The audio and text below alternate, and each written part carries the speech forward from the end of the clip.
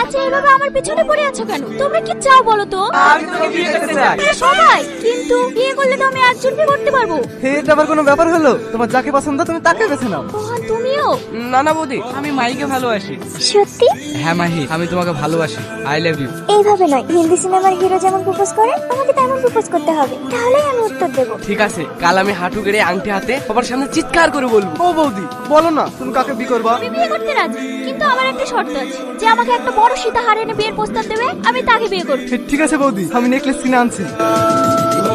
চাচা আপনিও লাইনে আছেন? একটা চান্স নিয়ে দেখি না, যদি লটারিটা বেরিয়ে যায়। আমি জানি তোমরা সবাই আমাকে ভালোবাসো, তাই আমি কাউকে কষ্ট দিতে চাই না। এই আংটিটা যার ভাগ্যে থাকবে আমি তাকেই বিয়ে করব। লটারি? হ্যাঁ, এর মধ্যে একটি কাপে ওই আংটিটা আছে, তোমরা একটা করে চা তুলে নাও। এই নাও, এটা আমি তোমার জন্য নিজে হাতে বানিয়েছি।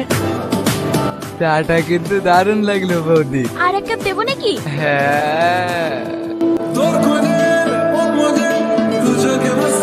বৌদি কই? মাহি এ ভাই, কয়নাগুলো কই? এত সুন্দর সুন্দর উপহার দেওয়ার জন্য তোমাদের সবাইকে ধন্যবাদ, আর আমার তরফ থেকে love you too. Bye bye. বৌদি